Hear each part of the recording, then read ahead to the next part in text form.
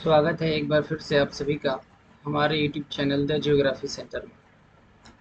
पर्यावरण भूगोल की इस श्रृंखला में आज हम पार्ट 2 को डिस्कस करेंगे और इसके प्रश्नों और उत्तरों को देखेंगे। ये मैंने सेलेक्टेड क्वेश्चंस लिए हैं। ये टोटल 50 क्वेश्चन होंगे, ठीक है, जो कि पर्यावरण की दृष्टि से जितने भी क्वेश्चन पूछे जाते हैं किसी भी कॉम्पिटिटिव एग्जाम्स में हो, और मुख्य रूप से यूजीसी नेट के लिए, ठीक है, ये स्कोरिंग सब्जेक्ट है। इसमें आप 100% क्वेश्चन सही कर सकते हैं अगर आपने अच्छी तरीके से इसको पढ़ा है। तो आइए देर न करते हुए स्टार्ट करते हैं। क्वेश्चन नंबर 1 है, एक खाद्य श्रृंखला में अधिकतम कितनी कड़ी हो सकती है। पूछ रहा एक खाद्य श्रृंखला में अधिकतम कितनी कड़ी हो सकती है। इसका सही ऑप्शन है ऑप्शन नंबर डी, 4 से 5 कड़ियां एक खाद्य श्रृंखला में हो सकती हैं। बढ़ते हैं अपने अगले क्वेश्चन की तरफ। क्वेश्चन नंबर 2 है, एक पारिस्थितिक तंत्र में उपस्थित जीवों की संख्या भार व ऊर्जा के आधार पर क्रमानुसार दर्शाया जाए तो बनने वाली आकृति कौन सी होगी। ठीक है, देखिए कह रहा है ना कि प्राकृतिक तंत्र में उपस्थित जीवों की संख्या भार और ऊर्जा के आधार पर अगर क्रमानुसार दर्शाया जा रहा है तो किस प्रकार की आकृति बनेगी। त्रिभुज, पिरामिड, स्तंभ, षटकोण।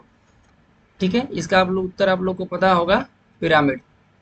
ठीक है, अगर हम जीवों की संख्या भार और ऊर्जा के आधार पर क्रमानुसार दर्शाएं जीवों को किसी भी इकोसिस्टम में, पारिस्थितिक तंत्र में, तो वह पिरामिड बनेगा। क्वेश्चन नंबर 3 है, पारिस्थितिक तंत्र में ऊर्जा का पिरामिड कैसा होता है। पारिस्थितिक तंत्र में ऊर्जा का पिरामिड पूछ रहा है कि पारिस्थितिक तंत्र में ऊर्जा का पिरामिड कैसा होता है। ठीक है, देखिए ऊर्जा का पिरामिड हमेशा सीधा होता है। Option number A is the correct option. ठीक है, हमेशा यानी कि सदैव सीधा होता है। इसके बाद क्वेश्चन नंबर 4 है, समस्त शाकाहारी जीव क्या कहलाते हैं। जितने भी शाकाहारी जीव हैं, शाकाहारी की बात कर रहा है ना, समस्त शाकाहारी जीव प्राथमिक उपभोक्ता कहे जाते हैं। ठीक है, ऑप्शन नंबर ए करेक्ट है। क्वेश्चन नंबर 5 है, एक घास स्थल में संख्या पिरामिड कैसा होता है। एक घास स्थल में संख्या पिरामिड कैसा होता है। तो घास स्थल की अगर हम बात करेंगे तो ध्यान दीजिएगा, घास स्थल में संख्या पिरामिड हमेशा सीधा होता है। क्वेश्चन नंबर 6 की तरफ बढ़ते हैं, जैव भार का उल्टा पिरामिड किस पारिस्थितिक तंत्र की विशेषता है। जैव भार का उल्टा पिरामिड है ना, जैव भार का उल्टा पिरामिड कह रहा है। तो हमने आपको बताया था कि जलीय पिरामिड ना जैव भार में उल्टे होते हैं, तो महासागर करेक्ट होगा इसमें। क्वेश्चन नंबर 7वां है, एक खाद्य श्रृंखला में पादप, हिरन, भेड़िया व शेर हैं, तो सर्वाधिक ऊर्जा किसमें होगी। बहुत अच्छा क्वेश्चन है। ठीक है, देखिए यहाँ पर 10% का रूल फॉलो होता है। 10% का नियम हमने बताया हुआ है आपको पर्यावरण भूगोल वाली सीरीज पढ़ाते समय, जो मैंने डिटेल में पढ़ाई है। अंत में मैं वीडियो लिंक दे दूंगा, आप वहां से देख सकते हैं। एक खाद्य श्रृंखला में पादप, हिरन, भेड़िया व शेर है, सर्वाधिक ऊर्जा किसमें होगी। देखिए जो सबसे नीचे होगा उसमें सर्वाधिक ऊर्जा होगी, यानी कि पादप में सर्वाधिक ऊर्जा होगी। पादप क्या होगा, ऑप्शन नंबर डी करेक्ट होगा। इसके बाद बात करते हैं क्वेश्चन नंबर 8 की। पादप, हिरण, भेड़िया व शेर से निर्मित खाद्य श्रृंखला में सबसे कम ऊर्जा किसमें होगी। कह रहा है कि पादप, हिरण, भेड़िया व शेर से निर्मित कोई खाद्य श्रृंखला है तो सबसे कम ऊर्जा किसमें होगी। देखिए सबसे कम उसी में होगी जो सबसे लास्ट में होगा। तो इन सब में सबसे लास्ट में कौन होगा, शेर। तो ऑप्शन ए करेक्ट होगा। ठीक है, शेर में सबसे कम ऊर्जा होगी।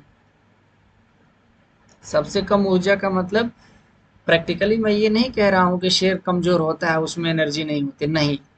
ठीक है, खाद्य श्रृंखला की बात की जा रही है।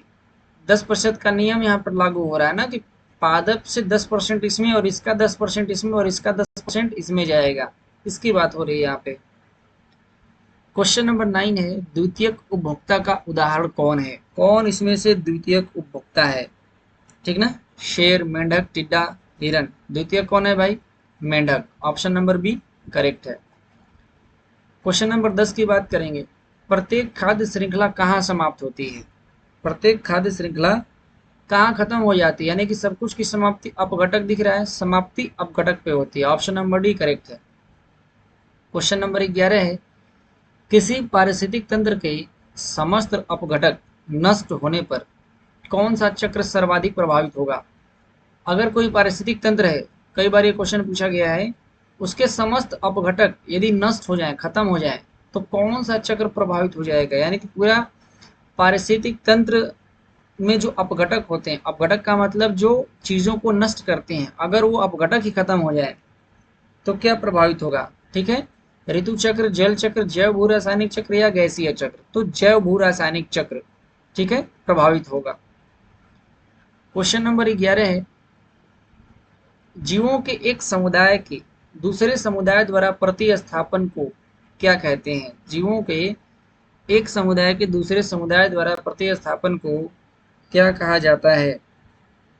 पारिस्थितिक अनुक्रमण, जैव भू रासायनिक चक्र, पारिस्थितिक आक्रमण, पारिस्थितिक पिरामिड? इसका सही ऑप्शन है पारिस्थितिक अनुक्रमण, ऑप्शन ए करेक्ट है। Option number 13 sorry question number 13 है, पेडोलॉजी में किसका अध्ययन होता है? पेडोलॉजी किसका अध्ययन करता है?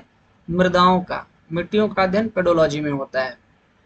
क्वेश्चन नंबर 14 की बात करेंगे, विभिन्न प्रकार के कवक किस श्रेणी में शामिल किए जाते हैं? कवक किस श्रेणी में शामिल होते हैं? उत्पादक है कि उपभोक्ता है, अपघटक है कि अजैविक है? देखिए, कवक अपघटकों में शामिल किए जाते हैं, ऑप्शन नंबर सी करेक्ट होगा। क्वेश्चन नंबर 15 है, पिरामिड, पारिस्थितिक पिरामिड सामान्यतः कितने प्रकार के होते हैं? ठीक है, देखिए पारिस्थितिक पिरामिड 3 प्रकार के होते हैं, ठीक ना, ऊर्जा का, जीव संख्या का और जैव भार का, 3 प्रकार के पारिस्थितिक पिरामिड होते हैं। क्वेश्चन नंबर 16 है, धान की विभिन्न प्रकार की किस्में किसका उदाहरण है? धान की विभिन्न प्रकार की किस्में किसका उदाहरण है? ठीक है, तो किस्मों किस्मों में विभिन्नता किससे आती है? जातिगत, भौगोलिक, पारिस्थितिक या आनुवांशिक? तो आनुवांशिक विभिन्नता होती है, ऑप्शन नंबर ए करेक्ट है। ठीक है, बिल्कुल आसान क्वेश्चन था। क्वेश्चन नंबर 17, सर्वाधिक जातिगत विविधता कहाँ पाई जाती है? ठीक है, या प्रजाति विविधता सबसे ज्यादा कहाँ पाई जाती है?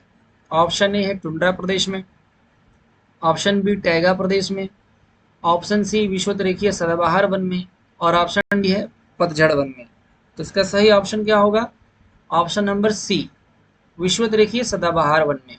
ठीक है, अगला क्वेश्चन है क्वेश्चन नंबर 18, सबसे कम जैव विविधता कहाँ पाई जाती है? जैव विविधता सबसे कम कहाँ है? कुछ ऑप्शन नीचे दिया गया है, विषुवतरेखीय प्रदेश, शीतोष्ण कटिबंध में, उपोष्ण कटिबंध में, या फिर ध्रुवीय प्रदेश में। तो सबसे कम जैव विविधता ध्रुवीय प्रदेशों में पाई जाती है, ऑप्शन नंबर डी करेक्ट होगा। क्वेश्चन नंबर 19, सर्वाधिक जैव विविधता किस महाद्वीप में पाई जाती है? सर्वाधिक जैव विविधता किस महाद्वीप में पाई जाती है? अफ्रीका में। ठीक है, अफ्रीका में सबसे ज्यादा जैव विविधता पाई जाती है। उसके बाद बात करेंगे ऑप्शन नंबर 20 की, सर्वाधिक जैव विविधता वाला देश कौन सा है? वह कौन सा देश है जहां जैविक विविधता सबसे ज्यादा है? जर्मनी, भारत, चीन, दक्षिण अफ्रीका? सही ऑप्शन है इसका भारत। भारत में सबसे ज्यादा जैव विविधता पाई जाती है। ठीक है, क्वेश्चन नंबर 21, राष्ट्रीय पार्क, नेशनल पार्क में किसकी सुरक्षा प्रदान की जाती है? ठीक है, नेशनल पार्क किसकी सुरक्षा के लिए होता है? केवल पौधों के लिए, केवल जंतुओं के लिए, पौधों तथा जंतुओं दोनों के लिए, संपूर्ण पारितंत्र के लिए, इकोसिस्टम के लिए? तो देखिए, राष्ट्रीय पार्क जो होता है ना, वो संपूर्ण पारितंत्र के लिए होता है। ठीक है, संपूर्ण पारितंत्र के लिए होता है। इसके बाद आगे हम बात करेंगे, क्वेश्चन नंबर 22 है, स्थानीय जैव विविधता को क्या कहते हैं? स्थानीय जैव विविधता किस नाम से जानी जाती है? गामा जैव विविधता, बीटा जैव विविधता, अल्फा जैव विविधता, या फिर एक्स जैव विविधता? ठीक है, बहुत प्यारा सा क्वेश्चन है। इसका सही ऑप्शन है ऑप्शन नंबर सी, स्थानीय जैव विविधता को अल्फा जैव विविधता के नाम से जानते हैं। क्वेश्चन नंबर 23 है, बीटा जैव विविधता किसका उदाहरण है? बीटा जैव विविधता किसका उदाहरण है भाई? कच्छ का रण, राजस्थान, भारत, एशिया? सही ऑप्शन है भारत। ठीक है, ऑप्शन नंबर सी करेक्ट है। क्वेश्चन नंबर 24 की तरफ बढ़ते हैं, वैश्विक जैव विविधता को क्या कहते हैं? वैश्विक जैव विविधता को क्या कहते हैं? Alpha, beta, gamma, nano. वैश्विक की जब बात आती है ना, तो वैश्विक वाले को गामा कहते हैं। ऑप्शन नंबर सी करेक्ट होगा। स्थानीय अल्फा होता है और वैश्विक गामा होता है। ठीक है, कंट्री के आधार पर बीटा होता है। क्वेश्चन नंबर 25 है, भूमध्य रेखीय वन किस स्तर की जैव विविधता के उदाहरण हैं? भूमध्य रेखीय वन किस स्तर की जैव विविधता के उदाहरण हैं? ठीक है, देखिए, भूमध्य रेखीय वन यानी कि विषुवत रेखा पर पाए जाने वाले जो वन हैं वो स्थानीय हैं कि राष्ट्रीय हैं, महाद्वीपीय हैं कि वैश्विक हैं? तो भाई भूमध्य रेखा पर जो वन पाए जाते हैं वो सभी महाद्वीपों में है। ठीक है, किसी एक महाद्वीप में नहीं है, तो ये क्या हो जाएगा? वैश्विक हो जाएगा। ऑप्शन नंबर डी करेक्ट होगा। बढ़ते हैं क्वेश्चन नंबर 26 की तरफ। 26 प्रश्न है, उष्णकटिबंधीय सदाबहार वनों में वैश्विक जैव विविधता का कितना प्रतिशत पाया जाता है? ठीक है, 25, 33, 50, 50 से अधिक, 50% से अधिक जैव विविधता पाई जाती है। ऑप्शन नंबर डी करेक्ट है। क्वेश्चन नंबर 27 की बात करेंगे। विश्व में जीव जंतुओं की ज्ञात जातियों की संख्या लगभग कितनी है? ठीक है, जीव जंतुओं की जो ज्ञात जातियां हैं उनकी संख्या लगभग कितनी है? तो 14 लाख। ठीक है, 14 लाख प्रजातियां हैं जीव जंतुओं की। बात करेंगे क्वेश्चन नंबर 28 की। प्रचुर जैव विविधता संपन्न राष्ट्रों को किस श्रेणी में रखा गया है? प्रचुर जैव विविधता संपन्न राष्ट्रों को किस श्रेणी में रखा गया है? प्रचुर जैव विविधता संबंधी जो राष्ट्र हैं उनको मेगा डाइवर्सिटी देश कहते हैं। Option number C. ठीक है, मेगा डाइवर्सिटी देश, मल्टी सुपर और मास नहीं, मेगा डाइवर्सिटी देश। ठीक है, प्रचुर जहां पर जैव विविधता सबसे ज्यादा पाई जाती है ऐसे राष्ट्रों को मेगा डाइवर्सिटी देश कहते हैं। क्वेश्चन नंबर 29 है, भारत में जीव जातियों की ज्ञात संख्या लगभग कितनी है? अब भारत का पूछ रहा है कि भारत में लगभग कितनी है। ठीक है, सही ऑप्शन 1 लाख। क्वेश्चन नंबर 30 है, रणथंभौर राष्ट्रीय उद्यान कहाँ स्थित है?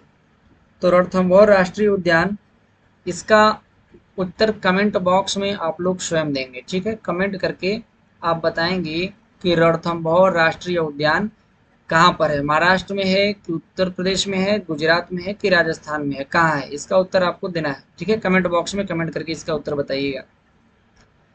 उसके बाद क्वेश्चन नंबर 31 है, भारत की प्रचुर जैव विविधता के लिए सर्वाधिक उत्तरदायी कारक कौन सा है? भारत की प्रचुर जैव विविधता के लिए सर्वाधिक उत्तरदायी कारक कौन सा है? भारत में बहुत ज्यादा जैव विविधता है, सबसे ज्यादा दुनिया में जैव विविधता कहाँ है? भारत में है। तो उसके लिए सर्वाधिक उत्तरदायी, उत्तरदायी नहीं पूछ रहा है, सर्वाधिक उत्तरदायी कारक क्या है?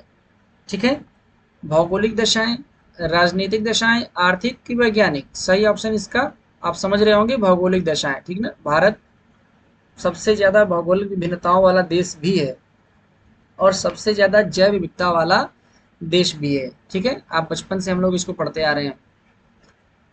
प्रश्न नंबर 32 है, जैव विविधता की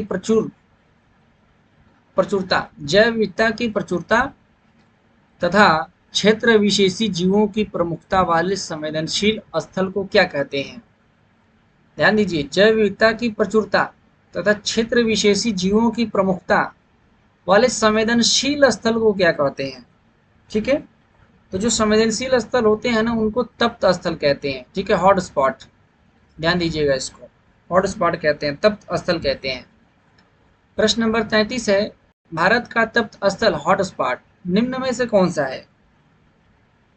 पूर्वी घाट, पश्चिमी घाट, पूर्वी तट, पश्चिमी तट? सही ऑप्शन ऑप्शन नंबर बी है। ठीक है, पश्चिमी घाट। पश्चिमी घाट में कुछ संकट उत्पन्न हो रहे हैं इसलिए उसका हॉट स्पॉट है। प्रश्न नंबर 34, सर्वाधिक हॉट स्पॉट किस महाद्वीप में चिन्हित किए गए हैं? सबसे ज्यादा हॉट स्पॉट किस महाद्वीप में बताए गए हैं? एशिया में, अफ्रीका में, दक्षिण अमेरिका में कि उत्तरी अमेरिका में? सही ऑप्शन इसका है ऑप्शन नंबर सी, दक्षिण अमेरिका में। प्रश्न नंबर 35 है, किस महाद्वीप में एक भी हॉट स्पॉट नहीं है? एक भी हॉट स्पॉट, एक भी तप्त स्थल नहीं है। ठीक है, उत्तर अमेरिका, दक्षिण अमेरिका, यूरोप, ऑस्ट्रेलिया? सही ऑप्शन इसका क्या होगा? Option number C, Europe. Europe में एक भी हॉट स्पॉट नहीं है। बढ़ते हैं अपने अगले क्वेश्चन की तरफ। अगला क्वेश्चन है, पृथ्वी की सतह पर जल, वायु एवं भूमि सहित जीवों का मंडल क्या कहलाता है? जल, वायु एवं भूमि सहित जीवों का मंडल क्या कहलाता है? जलमंडल, जीवमंडल, जलमंडल, वायुमंडल, है ना। स्थल मंडल, जीवमंडल, जलमंडल या वायुमंडल। तो इसको कहते हैं ना जीवमंडल। ठीक है। पृथ्वी की सतह पर जल, वायु एवं भूमि सहित जीवों का मंडल जीवमंडल कहलाता है। ठीक है, बायोस्फीयर कहते हैं, जिसमें जल, वायु, भूमि और जीवों को भी शामिल करते हैं। ठीक है, ध्यान दीजिएगा, धरती के अंदर से लेकर के धरती के ऊपर तक का यह लगभग 30 किलोमीटर का इलाका होता है। ठीक है। प्रश्न नंबर 37, जीवों की संकटग्रस्त जातियों को सूचीबद्ध करने वाली पुस्तक को क्या कहते हैं? वह कौन सी पुस्तक है जिसमें संकटग्रस्त जातियों को नोट करते हैं? ऑप्शन ए सही है, रेड डाटा बुक। ठीक है, रेड डाटा बुक में संकटग्रस्त जातियों का नाम लिखा जाता है। प्रश्न नंबर 38, आईयूसीएन किस क्षेत्र में संलग्न संगठन है? आईयूसीएन किस क्षेत्र में संलग्न संगठन है? जीवों की सुरक्षा के लिए संगठन बनाया गया है। ठीक है, ऑप्शन नंबर करेक्ट है। प्रश्न नंबर 39 की बात करते हैं, डायनासोर किस जाति का उदाहरण है? इनमें से बताना है, दुर्लभ जाति, संकटग्रस्त जाति, विलुप्त जाति, दैत्य जाति। क्या है इसमें से? देखिए, डायनासोर जो है विलुप्त हो चुके हैं, इसलिए विलुप्त जाति करेक्ट ऑप्शन होगा। प्रश्न नंबर 40, भारत की संकटग्रस्त पादप जाति का उदाहरण कौन सा है? इनमें से कौन सी जाति भारत की संकटग्रस्त है? आक, तुलसी, नीम, रोहिड़ा। बताइए कौन सा आप नहीं देखते हैं? ये तीनों देखते होंगे, रोहिड़ा नहीं देखते होंगे। तो ऑप्शन नंबर डी क्या हो जाएगा? करेक्ट हो जाएगा, रोहिड़ा संकटग्रस्त है। ठीक है, एक दो बार ये भी यूजीसी नेट में पूछा गया है। क्वेश्चन नंबर 41 की बात करते हैं, पेट्रोलियम किसका स्रोत होता है? नॉन रिन्यूएबल, रिन्यूएबल, सिंथेटिक या असुविधाजनक? देखिए, पेट्रोलियम नॉन रिन्यूएबल है। ठीक है, अनवीकरणीय है, एक बार खत्म होने के बाद दोबारा आप इसका उपयोग नहीं कर पाएंगे। क्वेश्चन नंबर 42 है, ग्रेट इंडियन बस्टर्ड क्या है? बहुत इंपॉर्टेंट क्वेश्चन है। ग्रेट इंडियन बस्टर्ड क्या है भाई? विलुप्त है, दुर्लभ है, संकटग्रस्त है कि सुभेद्य है?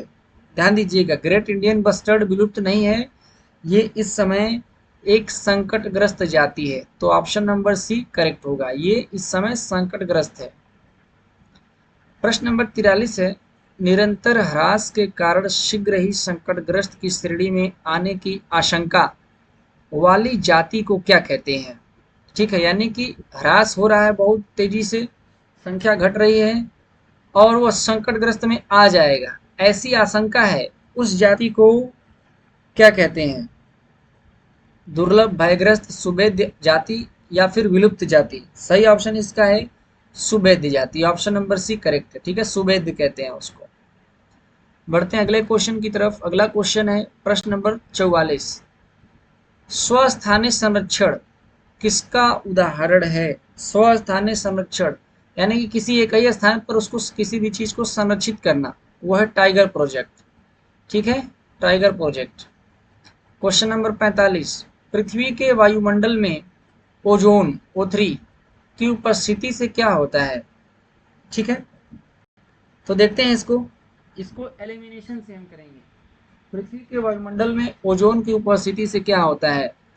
प्रकाश संश्लेषण की उच्च दर में रुकावट बनती है। मतलब कि अगर ओजोन हो तो प्रकाश संश्लेषण की जो उच्च दर है उसमें रुकावट बनेगा? नहीं, ये गलत बात है, रुकावट नहीं बनता है, बल्कि और बढ़िया रहता है। बी, पराबैंगनी किरणों को पृथ्वी के भीतर प्रवेश करने से रोकने में सहायता करती है। हाँ, ये बिल्कुल सही बात है कि अगर ओजोन O3 की उपस्थिति ठीक ठाक हो या अधिक हो तो पराबैंगनी किरणें पृथ्वी के भीतर प्रवेश नहीं कर पाएंगी ना, प्रवेश करने से रोकने में सहायता करती है। तो ये जब सही ऑप्शन मिल गया तो बाकी और दोनों को हमें पढ़ना ही नहीं है। वैसे पढ़ लेते हैं, देखिए गलत ही होगा। वर्तमान समय में औसत ग्लोबल तापमान को बढ़ाने के लिए उत्तरदायी हुई है। ठीक है, देखिए ओजोन कभी भी ग्लोबल तापमान को नहीं बढ़ाती है, इसलिए ये वाला स्टेटमेंट गलत है। इसके अलावा क्वेश्चन नंबर 46, सॉरी इसका ऑप्शन डी पढ़ लेते हैं पहले। उपयोगी है क्योंकि यह जेटों में यात्रा करने वाले लोगों के लिए ऑक्सीजन बनाती है। बिल्कुल रद्दी क्वेश्चन ऑप्शन है, ठीक है। क्वेश्चन इंपॉर्टेंट है, लेकिन ये जो ऑप्शन दिया गया है ये सही नहीं है, तो ऑप्शन नंबर बी इसमें करेक्ट है, ठीक ना। पराबैंगनी किरणों को नहीं आने देती है। प्रश्न नंबर 46 है, डीडीटी क्या होता है? डीडीटी, डीडीटी क्या है? ठीक है, प्रतिजैविक है, जैव अपघटनीय है, गैर जैव अपघटनीय है, या फिर उपर्युक्त में से कोई नहीं। देखिए नॉन बायोडिग्रेडेबल है ये, ठीक है, गैर जैव अपघटनीय है, ठीक ना, गैर जैव अपघटनीय है, प्रदूषक है, ठीक है। ये इसका अपघटन नहीं हो पाता है, बड़ी मुश्किल होती है इसको नष्ट करने में। प्रश्न नंबर 47 है, बहिर्स्थानिक संरक्षण किसका उदाहरण है? बहिर्स्थानिक संरक्षण, जीवमंडल, राष्ट्रीय उद्यान, अभ्यारण्य या जंतुआलय। देखिए ये जंतुआलय है, अजीब लग रहा होगा आप लोगों को, लेकिन हिंदी में से पूछ लिया जाता है, जिसको बोलते हैं चिड़ियाघर। कहीं बाहर में ले जाकर के किसी जानवर को रख देना बहिर्स्थानीय होता है। स्वस्थानीय का क्वेश्चन अभी ऊपर था कि जंतुओं के उन्हीं के स्थान पर उसको संरक्षित करना, ठीक है। तो बहिर्स्थानीय में और इसमें डिफरेंस है। प्रश्न नंबर 48 है, गिर क्या है? गिर, ठीक ना, गिर क्या है? गिर एक राष्ट्रीय उद्यान है गुजरात में, ठीक ना। प्रश्न नंबर 49, घड़ियाल प्रोजेक्ट किस नदी पर स्थापित है? ठीक है, गंगा पर, महानदी पर, चंबल पर, नर्मदा पर। देखिए घड़ियाल प्रोजेक्ट चंबल पर बनाया गया है, ऑप्शन नंबर सी करेक्ट है, चंबल नदी। प्रश्न नंबर 50 है, मानवीय क्रियाकलापों से पूर्ण निषिद्ध क्षेत्र कौन सा है? मतलब कौन सा ऐसा क्षेत्र है जहां मानव नहीं जाता है? अभयारण्य में जाता है, राष्ट्रीय पार्क में जाता है, जीवमंडल रिजर्व में जाता है, कि टाइगर प्रोजेक्ट में जाता है? देखिए सब में जाता है, लेकिन नेशनल पार्क में मानव का कोई भी एक्टिविटी नहीं जाता। मानव वहां घूम भी नहीं सकता है, वहां कोई निर्माण कार्य नहीं कर सकता है, वहां कोई चारागाह हमें अपने पशुओं को चराने के लिए नहीं ले जा सकता है, ठीक है। बाकी अभयारण्य में जाता है, जीव मंडल रिजर्व में जाएगा, टाइगर प्रोजेक्ट में जाएगा, ठीक है। घूमने उमने के लिए लोग जाते हैं, जैसे देखिए आपका जिम कार्बेट है, वहां लोग जाते हैं, काजीरंगा में जाते हैं, ठीक है, रणथंभौर जाते हैं, लेकिन जो कोई भी राष्ट्रीय पार्क हो वहां नहीं जाएंगे, ठीक है ना। तो 50 प्रश्न यहाँ पर कंप्लीट हुए। आप हमें कमेंट करके बताइएगा कि आपके इसमें से कितने प्रश्न सही हुए, ठीक है। और इसके अलावा इसको अपने दोस्तों में भी शेयर करिएगा। चैनल पर पहली बार आए हैं तो लाइक शेयर और सब्सक्राइब ज़रूर करिएगा। जल्दी हम आएंगे इसकी अगली सीरीज लेके, इसका अगला पार्ट लेकर के। धन्यवाद।